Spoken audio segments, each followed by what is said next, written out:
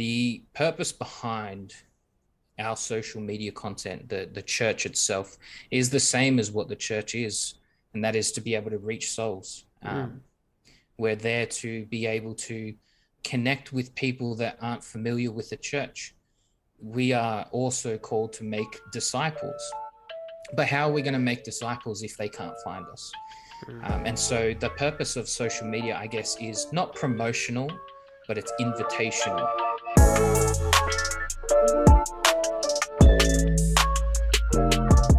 Welcome to the Hacka Podcast. My name is Greg Hackathorn. I hope you all are doing well. Today we are joined by Daniel Morton-Jones, or Morty, as he's come to be known by many of us. I invited him on to talk about online content for churches and ministries, something that has become so important in the age of COVID over these past 2 years. He is a minister with the UPCA and serves on the National Youth Committee as the promotional director. He is also heavily involved in content production at his home church, Calvary Chapel in Canberra, along with running his own ministry called Mortz Media. He has a lot of good stuff to share, and I'm sure you will get a lot out of this. And if you do, I want to encourage you to share this with a friend or post about it on social media and allow it to bless others who are needing some inspiration or guidance in this area. If you have time to rate and review the show where you listen to it, I would greatly appreciate that, as it makes it easier for new listeners to discover what we're doing here on the Hacka Podcast. I also wanted to mention that we are on Instagram and Facebook, and we are providing some unique content there, along with keeping you updated with any changes to the show we may be making. So I encourage you to connect with us there. We're at the HackaPod on Insta and at Hacka.org on Facebook. Now that that's taken care of, let's get to my conversation with Daniel Morton-Jones.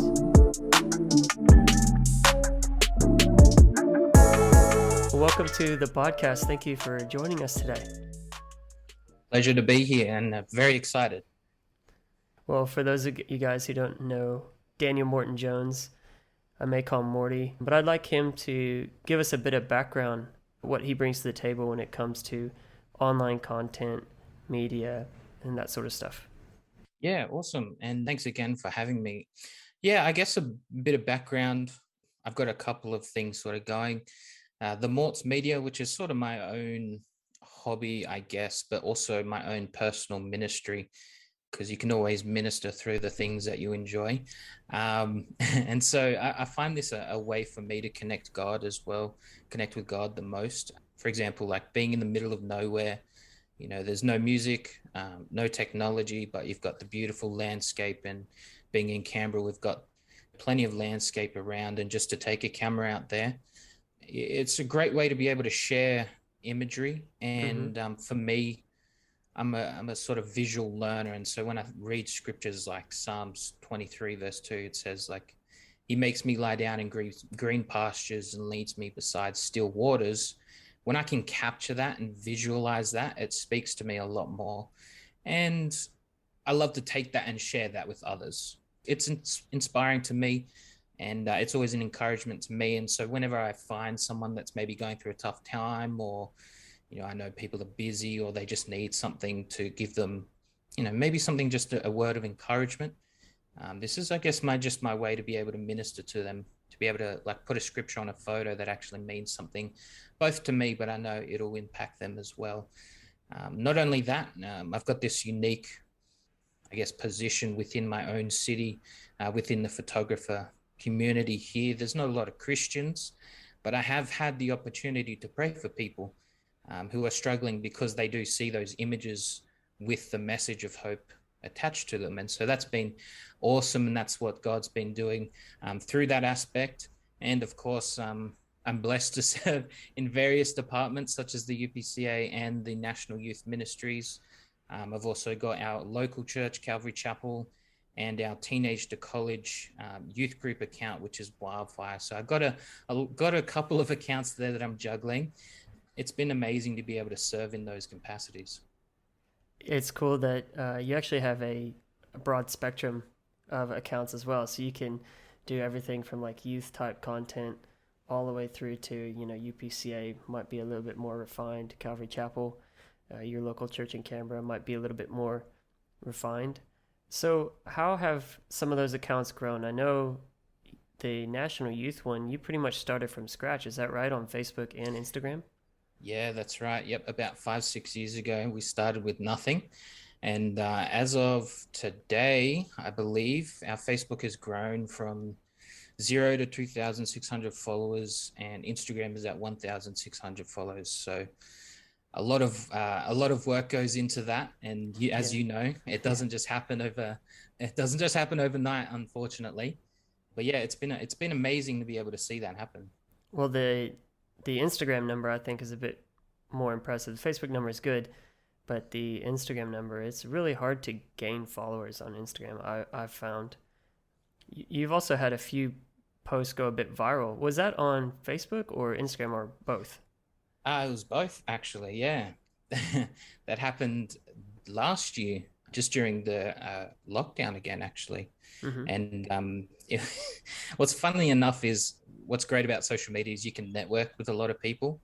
Right. And to set the record, the content that went viral, the apostolic one, was actually content that I asked for permission to post from another apostolic in the States. And he actually goes to one of the Bible colleges over there. And I thought, man, this is awesome. Do you mind if I share this? We're from Australia. This is what we do. And he said, yeah, sure, go for it. And then, yeah, boom, like it reached over 300,000 people. And Wow. shout out to the Filipino brethren that seem to just share that like crazy. And I was sure to tag him and give him all the credit because it was his content that he put together. I just sort of shifted around in wording and looks, but it was amazing. Like it only takes one person to share something, and away it goes. Yeah, that's awesome. It was really cool seeing that unfold, how broad the reach was actually going on that post. Before we move on, I did want to mention the Mortz Media, what you were talking about. You know, you do, along with photography, you do video work, videography. You also do editing as well. You edit photos, Photoshop. Oh, I don't know if it's Photoshop, but you do imagery editing. And then you've done video content for us as well here at the POS. Mm. I'd encourage people to check him out at the Mortz Media. I'll link to that in the show notes.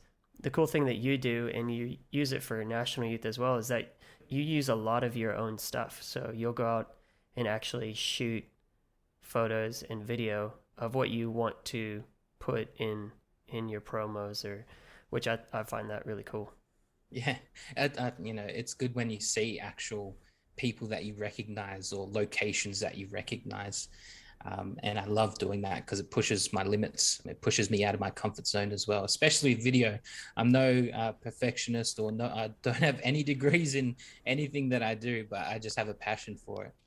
Yeah, and you don't really need it nowadays. I mean, I know it probably helps. We have a girl at our church here.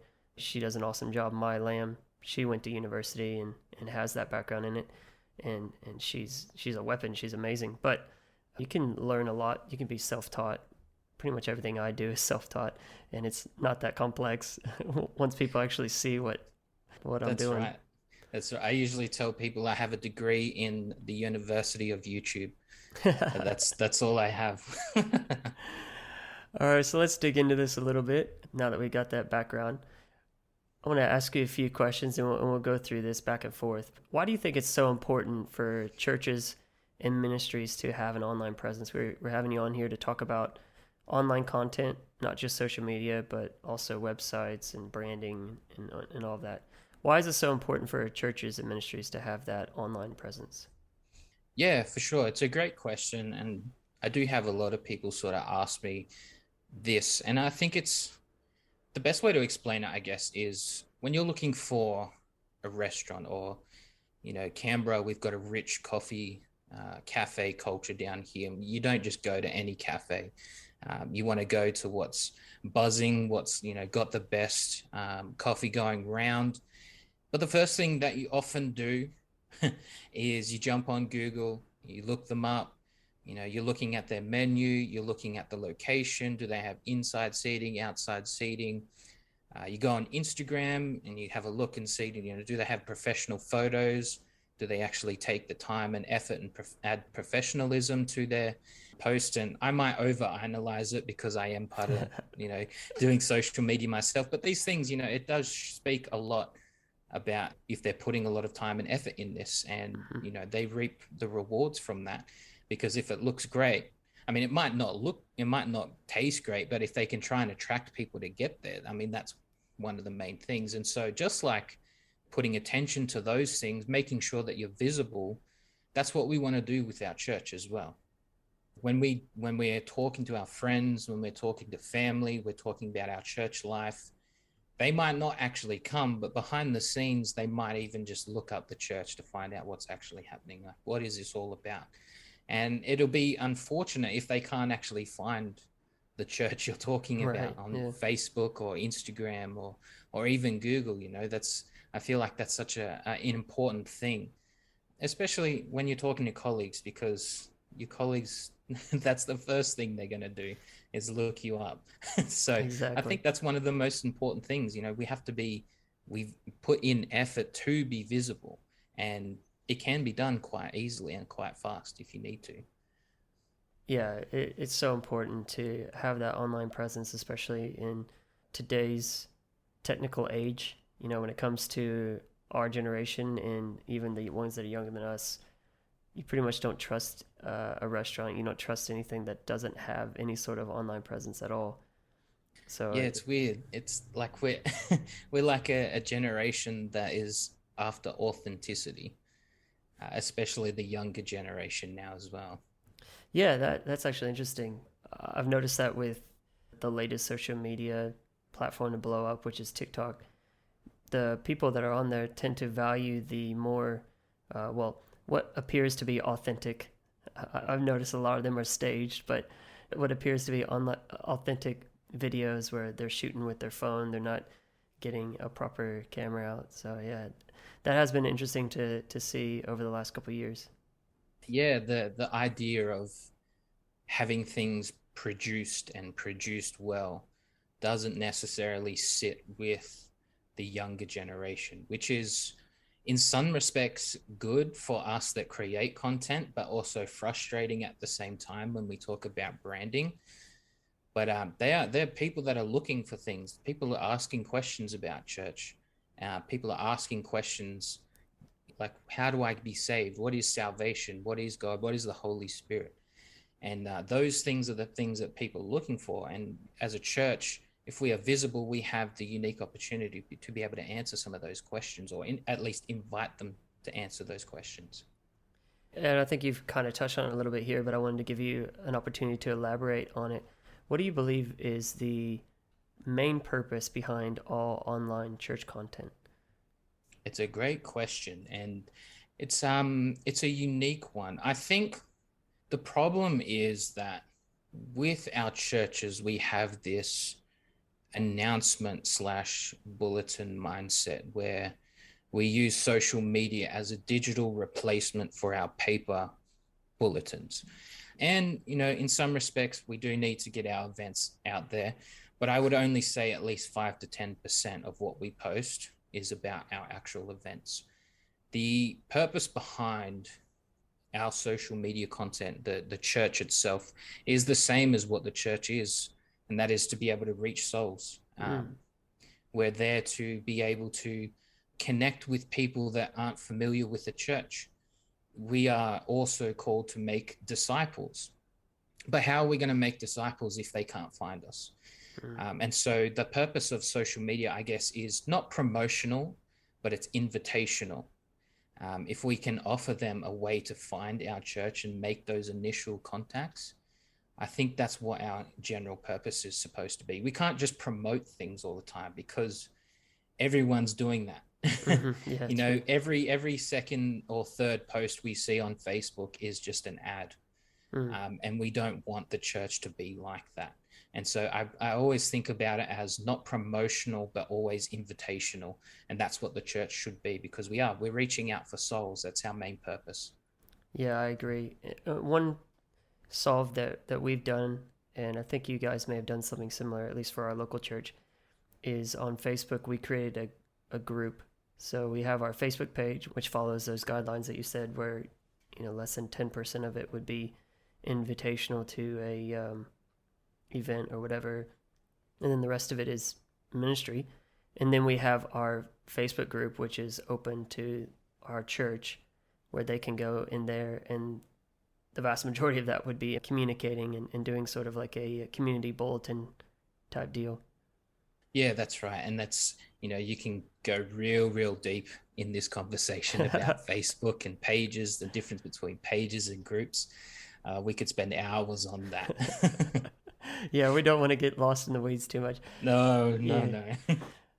So we mentioned earlier that you're in charge of National Youth Ministry's social media pages here in Australia. Over the last nearly 2 years, you all have not been able to have any major events due to COVID, like nothing, pretty much nothing over the last 2 years, especially in a gathering type setting. How have you been able to continue producing very good content during this time? Yeah, for sure. And you yourself will probably know this, that it still has not been easy with the National Youth Ministries. We're not a church, so we don't have something that's happening weekly. And during the lockdown, everyone's mindset, we're just so mentally drained. And because everyone has shifted back to online, everyone's just tired of Zoom calls. Everyone's just tired of Facebook and Instagram.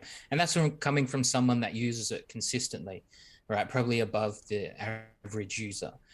And it wasn't easy, but honestly, it's just the passion for the young apostolic people, because we know that they are there.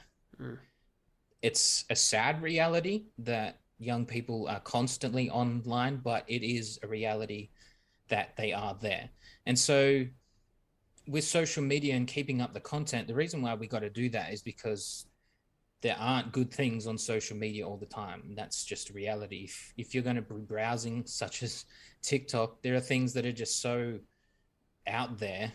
We want to be able to be like sort of adding that salt and that light in a dark place. You know what I mean? Yeah, exactly. We want to be able to do that. And so that comes down to just having a purpose, a mission with Brother Greg Wilmot, and supporting that and asking him, what is the goals? What do we want to do with this? Can we reach out to people in some way? And so some of the things during the lockdown came from an anonymous poll.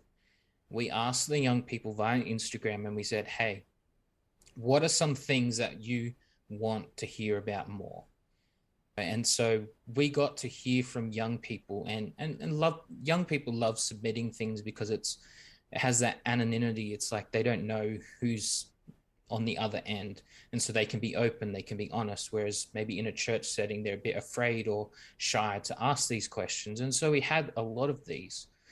And I think probably the prime one, which was not surprising, was mental health. How do I handle mental health? How do I, I'm struggling with anxiety. I'm struggling with depression. And out of that came a fantastic month of mental health posts, which we got. The opportunity and the best part about social media is you can collaborate with other people. You don't have to know everything about every topic. And so we brought it down to the pastors, we brought it down to the leaders, and we found that this is definitely a hard-hitting topic. And from that topic, that's how we were able to produce good content, because our audience was interacting with that content. You can make the fantastic produce videos and posts all you want, but if your audience isn't interacting with it, it's not going to mean anything. And so we had this wonderful opportunity to collaborate with qualified Christian counselors. We got some fantastic information from some of our own people in the committee that are in this area, in this mental health field. And we were able to share on these topics. And, a lot of people don't get to see what I get to see and our committee get to see, but reading the messages of some of the struggles that some of the youth are going through, even in their own church, it's incredible because they're so afraid to speak out. And the reality is it's still a taboo topic, mental health. And this gave them the opportunity to have their voice heard. And through that, just after all the mental health month, we started to get testimonies of people saying, what, thank you so much. I was able to actually have a conversation with my pastor, my parents. I was able to go and book a doctor's appointment to be able to get on a mental health plan. And that's what it's all about. This good content was purely based off wanting to minister to young people, and we got to do that. Why? Because we listened to what people wanted to hear, wanted to know. And of course, this is a unique opportunity because, again, we're not a church, but a church Right. could definitely do something like this. A youth group, Facebook page or Instagram page can do this. And as I said before, what's our purpose? Well, it's to reach out, to reach to people, to be able to minister to people. We can have fun posts and memes. And I did one recently on Valentine's Day, and those serve its purpose. Yeah. And especially in youth, like we're a bit of fun. We can have a bit of a laugh now and then. But even in that laughter, that meme sort of culture, you can minister through that. Mm. And so that's how we're able to produce good content, is just by listening to our audience, finding what are they interacting with, what are they wanting to know. And I think that's a really unique thing that we can do and offer. It hasn't been easy, as I said, Yeah. but it's been a blessing to be able to see all of that come together. But especially during that unique time when, people were locked down, gave you an opportunity to connect with them. And it seems that you guys do a really good job. You do a really good job of keeping mission at the forefront of what you're doing, that you're not just throwing stuff together, but there's a plan behind it. Would you mind to speak into that a little bit? Because I know you do have a sort of weekly process that you follow when it comes to especially national youth. Yeah, for sure. Look, we're in this unique time where we do have the opportunity to post a lot of content. We do have our National Youth Convention coming up. And so I guess it's important to remain consistent, also being realistic with your capacity as well. So for me, obviously, I have a full-time job, I have a family, and I'm serving in my local church. And so if you're in a local church, you definitely have to have consistency. Mm. The reason why that is because of a little thing that we all love and hate, which is called an algorithm for each platform. And so with the algorithm, the more you post, the more you remain consistent, the more your audience is likely to see your content. And so for us, for National Youth Ministries personally, we try to keep in a schedule of at least 3 posts a week. And that really works for us. It works for me personally. And because you have something consistent, people can expect to hear from you.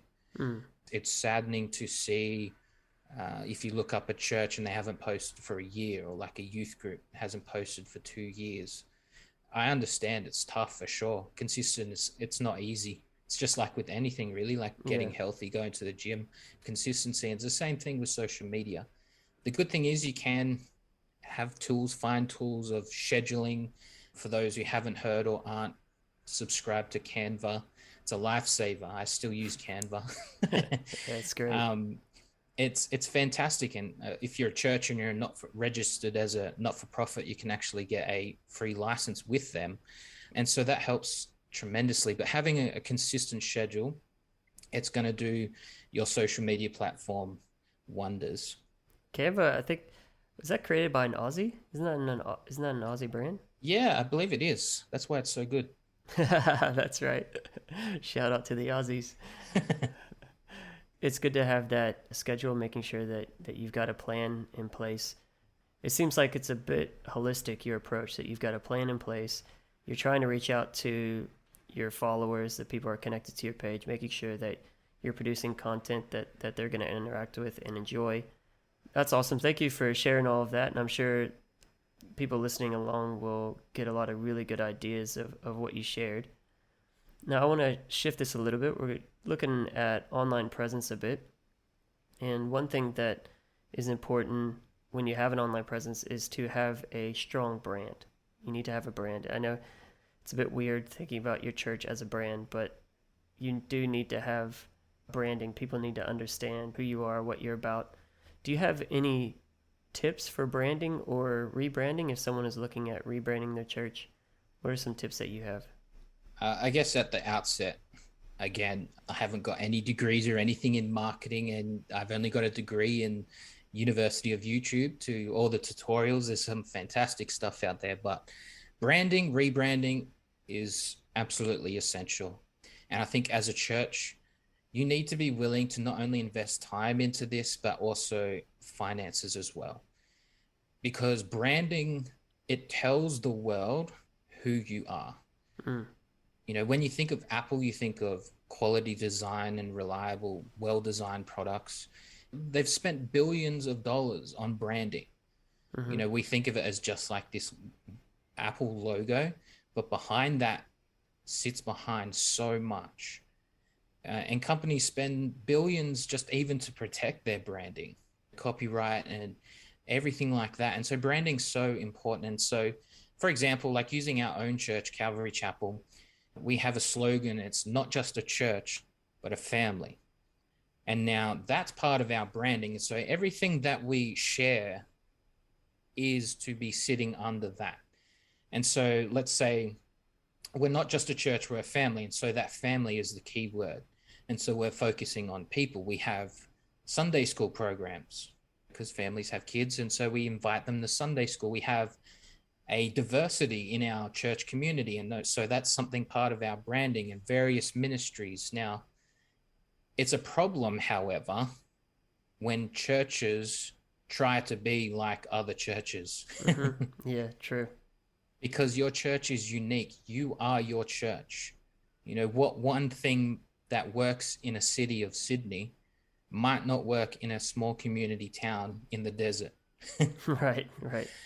So you need to understand where you are, who you are ministering to, and your local surrounds, and build from that.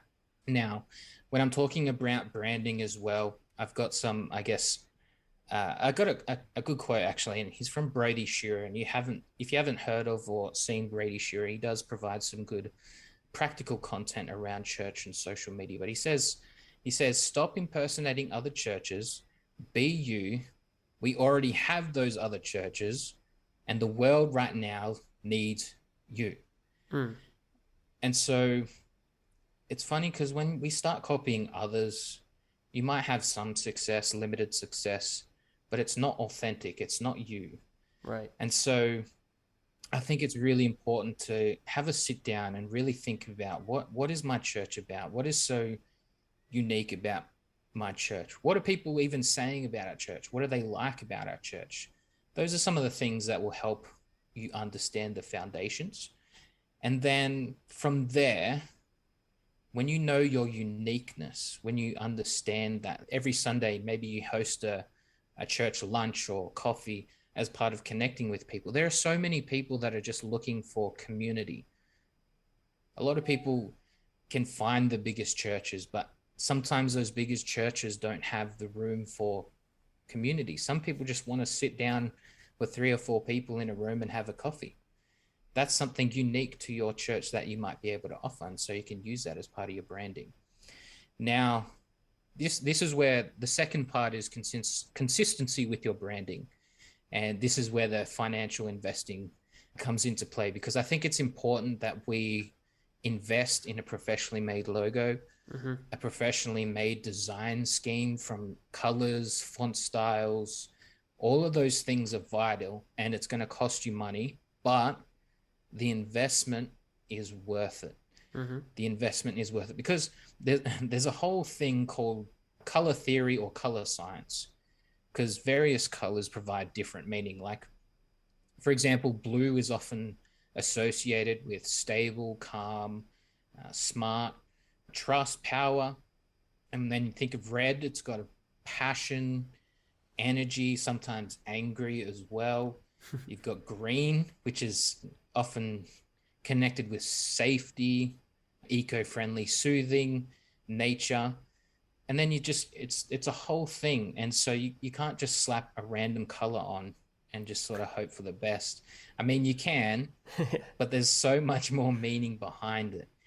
Warmer colors reflect passion, happiness, energy. Cooler colors reflect calm and being more professional. And so even the fonts, like seeing a single post with 5 different fonts on it, unless you're doing what's called brutalism design, it's very hard to read or sort of follow along what you're trying to say.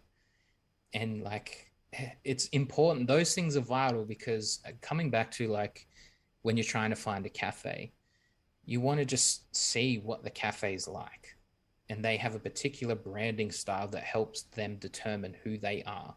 And so for you, even when rebranding, the same thing applies. We just need to know who we are as a church, but also putting in the time to be able to share your logo, your colors, the font style that you have.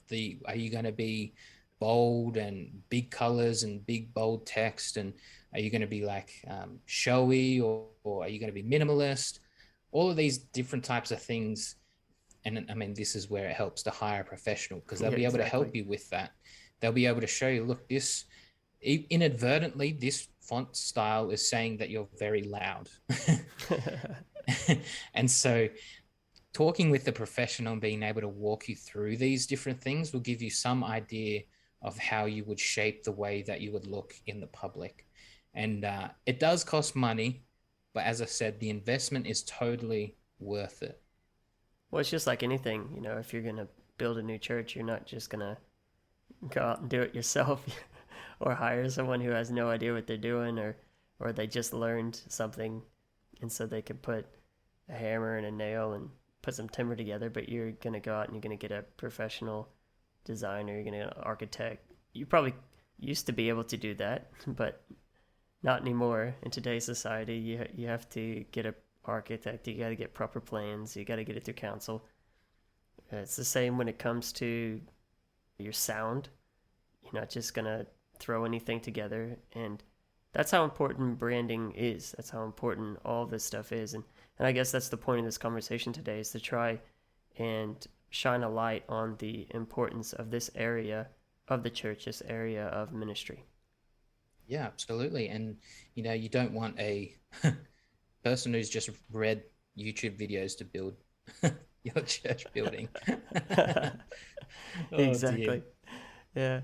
But I like how I think you have a good mix. You know, you talk about how it's important to have a professional to get the branding together for you, but you've done enough of the research yourself to understand the importance of it. And I think that's incumbent on all of us who are involved in this sort of ministry, is that, yeah, we do need to have professionals that are helping us. But at the end of the day, we also have to have some understanding as well, because the professional is not always going to be there.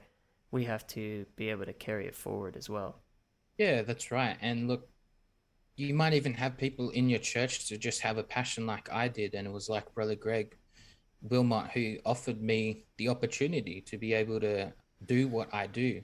It didn't happen overnight. Like I look back at some of the designs I did, and even now I'm just like, how and why? Like, that's just disgusting. Like, you just throw it in the archive and delete it. And yeah, it can be just finding someone with a passion as well.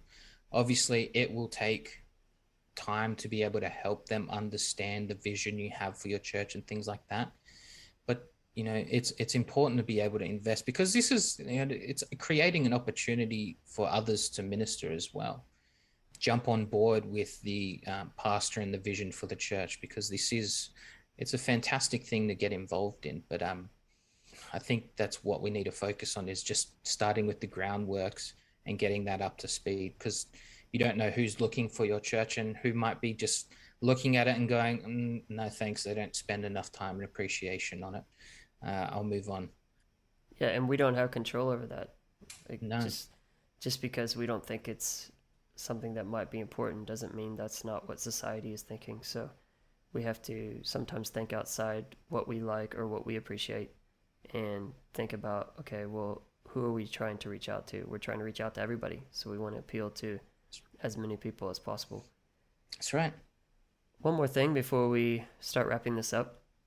Websites. Websites are very important. Every church needs to have a website. We established that 10 years ago. And so if you don't have one, oh my. But everyone needs to have a website.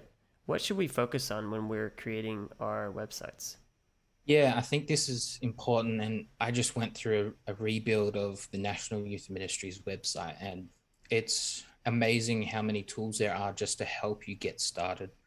A lot of the website hosting places, it's just a template that you just modify yourself to your branding. But I think Who did you guys use for yours? we used Wix You did for Wix. ours. Yeah, it just recently updated to have this artificial intelligence sort of website builder. I originally didn't like them a lot, but now, yeah, I really enjoyed the experience with them. It took me 2 hours just to get everything up and running. Like, it was all done and Wow. dusted from that point. Yeah, it was really quick. And Um, what's their subscription like, Wix? I don't actually know the costing. I think it's like $25 or something. I could be wrong. I Mm-hmm. don't actually have the bills for that.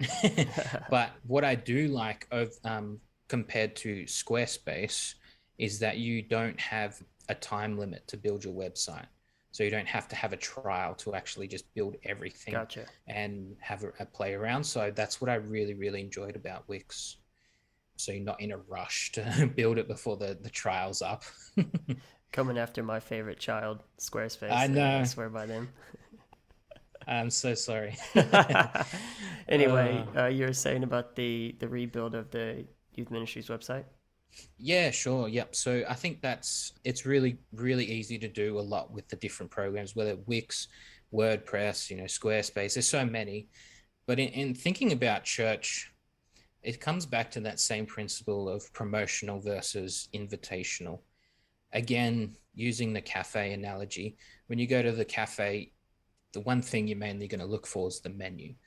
You want to know what's happening, you want to know what's there. And so, quite often, the best solution for churches is people that are looking at your website are more than likely people that have never been to your church before. Mm-hmm. And so, the first thing that you want is to have that invitational process, I guess, on your website. Quite often, people in churches, they'll have like a I'm new here button, and that'll take them through a whole experience. So it might be whether it's like, all right, I'm new here. That'll take you to a link and it'll show you photos of the church building. It'll introduce you to the pastor and who that is and their background. It'll invite you to the ministry team as well. And now, when you're a new person, you've never been to this church. Number one, now you've seen the building, what it looks like, because a lot of people going to a church for the first time, especially if you don't have a church background like myself, Mm-hmm. it's a big hill to climb. It's kind of scary when you think about it. Yeah. And so we just have to put ourselves in the mindset of someone who hasn't been to church before. And so when you have photos of your church, they can see the building, they know what to expect when they arrive. They've seen some faces of the ministry team, so the pastor who's going to be speaking more than likely, whether it's the ministers of the church, the youth leaders, all the department leaders. You've got photos of the singers up there. And so they'll have somewhat of an idea of what they can expect. Yeah. And I think, I think that's so important because you could get onto a church website and they've got nice photos on, but they're generic or they're people who don't attend their church, and it just seems fake. It comes across as not real. yeah, that's right. And there's a time and place for using places like Unsplash and Google for photos, but it comes back to that authenticity. Mm-hmm. You don't need to have $2,000 camera to get decent photos. You've got one more than likely in your pocket. It's just a matter of being mindful of simple things like it's not blurry.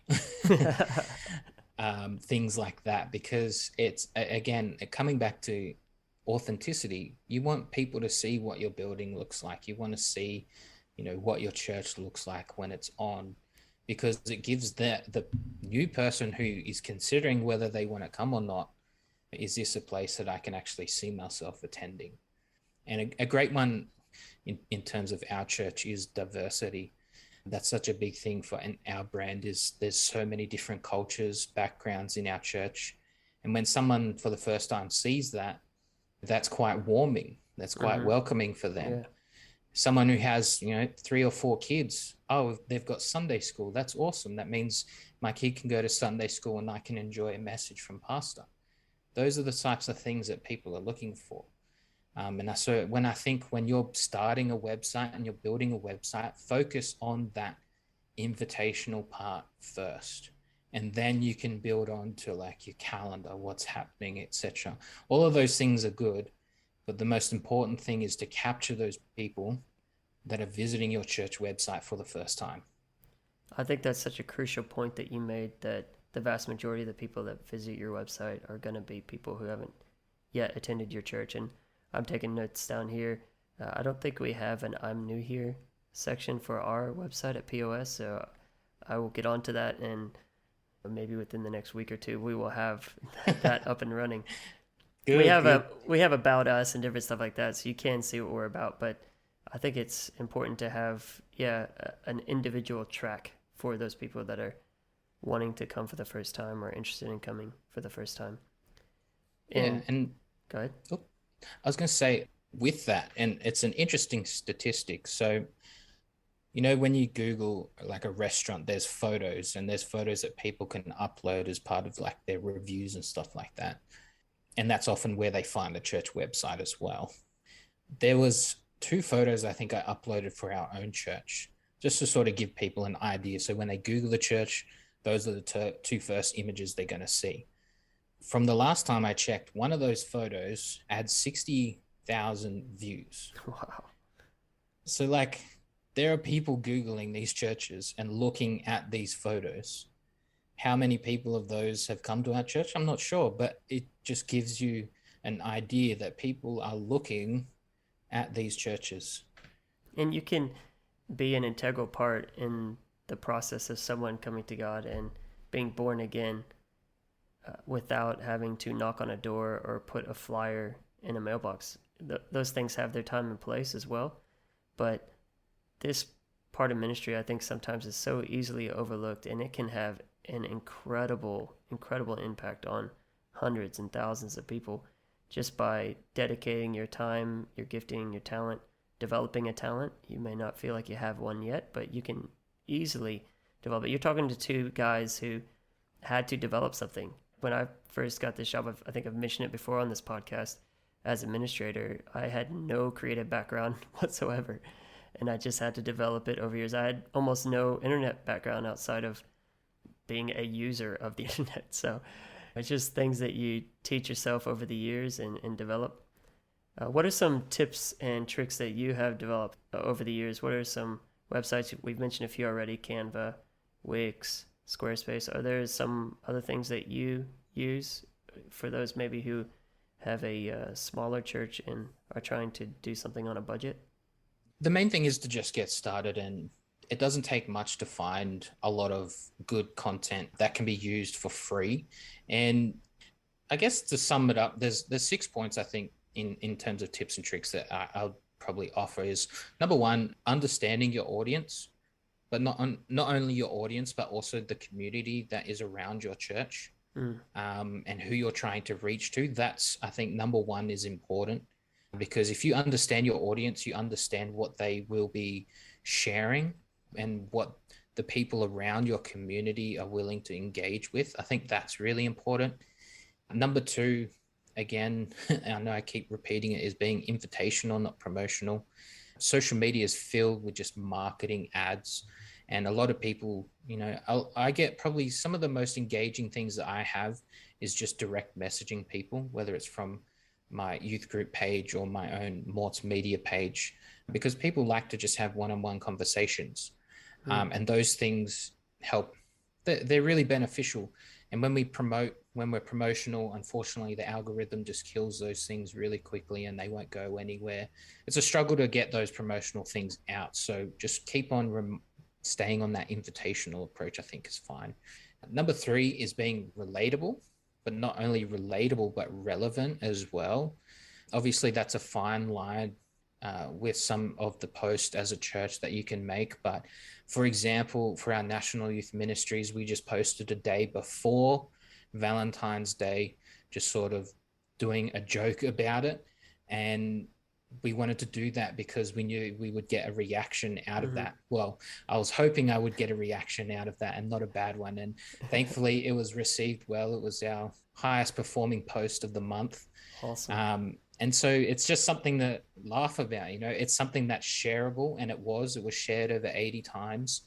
And those are the things that someone might see and say, hey, that's actually pretty funny, I might follow these guys. Or, hey, that's actually pretty inspiring, or that meant something to me, I might follow these guys.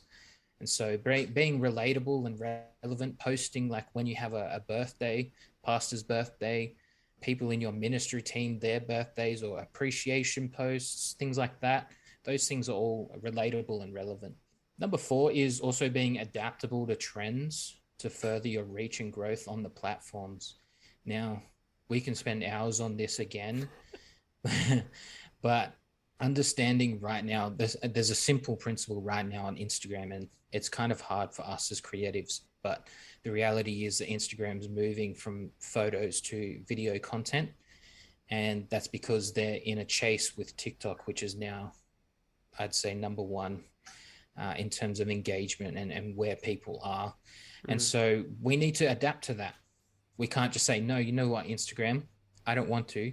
I'm going to keep posting what I post. Well, unfortunately, the algorithm is going to disagree. Their multi-billion-dollar algorithm is going to disagree, and they're going to just keep pushing videos. And I just did one recently on our youth group page that was someone else's content, which I downloaded from TikTok, reposted it to be relevant to a preaching sermon that was recently conducted in our youth service. And that video got 3,000 views in like not even an hour. Yeah. And that's just to show that the trends on Instagram right now is that they prefer video, which is awesome for churches because you can film the sermon and just take a 60-second portion out of the sermon and share that. Obviously, you want to be intentional with what you're sharing to keep people engaged and connecting with your church, but we have to adapt to those trends. And it can be exhausting, but it can also be extremely important for our growth on and reach on social platforms. Right. And the last two, number 5, have a creative team. Have a team of creatives. Like, as you said, Brother Greg, you built this from the ground up, but now there has been, you would say, opportunities for others to jump in and join. Like Sister Mays, as you said, she's been amazing with our national youth. She's helped with our logos and branding. And, it's a ministry opportunity for perhaps that wasn't available 20 years ago, 10 years ago. It's a place where people like me who have this sort of, I didn't grow up in church, but I had a gaming / creative background. And I didn't want to just sit around, playing games in the afternoon, wasting my time. I wanted to be creative, but also be able to be a tool in God's kingdom. And so this was one way of doing that. And so you can find creatives in your church, even that people just have a knack for things, even just offering an opportunity, just say, hey, I want you to just take photos of people on Sunday. Because if you don't build a team, you'll find yourself burned out pretty quickly. Yeah, completely agree. trying to keep up with these algorithms and everything, you'll run yourself out pretty quickly. And so creating a team gives opportunity for others to be able to join ministry, but it also helps us as well to try and keep up with those trends. And lastly is resources. There's endless amount of resources, and we do have a UPCA creatives group that we try and post just free content and things that are trending, things that I find interesting, I put in there. And also finding other church social media groups. There's some awesome ones out there, like Church Social Media Managers Group. I find so many good things in there. Like, I'm just like, oh, I'll post this in to give to Brother Greg or things like that. Like, it's the great thing about social media is it's very collaborative because we all don't really know what we're doing. Yeah. We just sort of find what works and we give it a go. And if it works, it's awesome. And so, I think those are just some of my tips that will really help. I mean, we could go on, but those are just some of the ones that I think have helped the growth of my own personal account, but also the National Youth Ministries account. That's good stuff. Do you have any actual tools that you use that you would recommend? For sure, yeah. So I've got a couple. Number 1 being Canva, of course. They've grown so much. They do posts, they've got templates, they've even got video templates now. I do a lot of my PowerPoint presentations for sermons in that because I mean, you're selling yourself short if you want to do everything from scratch, because the reality is time is everything. And to save time, Canva's an absolute beauty. iMovie as well, for video editing, it's free. That's another awesome resource. There's a lot of free video editing, such as DaVinci Resolve as well. That's a little bit complicated, but if you just do 2 or 3 YouTube videos, you can be editing videos really quickly. And for me personally, I use the Adobe suite, and that's provided from the National Youth Ministries to help, because there's some amazing tools such as Lightroom for photo editing, Premiere Pro for video editing, and also Adobe After Effects just for intros and transitions and things like that for a lot of our promotional videos. But those are only just a few that I use. There's plenty of phone apps. The one app that I recommend people using, it's a video editing app, and it's called CapCut. I can't believe how much stuff you can do that for free. Honestly, like some of the stuff in there, it's like, man, that took me forever to do on Premiere Pro, and I can just like drag and drop it on this. I can't believe it. And so CapCut, if you haven't used that yet, for your phone especially, check it out. It's not a paid promotion, unfortunately. Not yet. Not yet. Oh, man. And there's a lot of church-based websites out there that can help you get started, where they'll provide different content that you can post. But just be careful with that, because you want to try and make sure that it's adaptable to your church. So we don't want to just be posting a whole bunch of generic stuff, but we want to make sure, as Brother Morty pointed out, that we want it to be personable. So we're reaching our audience and not just throwing content out there just to throw content out there. As we finish this up, I want to give you a final word. So grateful to have you on. Thank you for providing your time today and sharing your expertise here. I hope this has blessed somebody, and it's going to encourage people who are already involved in online content at their church or are looking to get involved. But if you wouldn't mind leaving us with a final word, bro. When you think of social media, I think it is important to think of it as a form of ministry. You are serving not only the people in your church, but also people that aren't going to your church, people that are connected online, and people that are trying to find your church. When I think about National Youth Ministries, the opportunity that I have to serve there, I've been able to see so many testimonies of people just saying, thank you so much for that word of encouragement. Thank you for the clarification on what an apostolic is. I think when we think of it as a opportunity to minister, it's a real game changer, and it changes the outset of what social media is all about, because it fits in with the mission and the purpose of the church, and that is to reach souls. And so everything that we do, there is a purpose behind it, and that is to reach souls. And so when you get all of those nitty gritties that we've talked about today, the importance of the entire thing, it's not about making our church look great, all of those types of things. It comes down to souls. And so I want to encourage you, if you're just starting out, keep going. If you're growing, keep going and keep serving your community, because people are going to find your church. They're going to walk into those doors, and we pray and we hope that they'll be baptized in Jesus' name, filled with the Holy Spirit, and we'll see all of those things happen. And we have seen those happen. We've seen testimonies of that happen through these social media platforms. And so think of social media not as just a tool, but a way to serve and to be able to minister.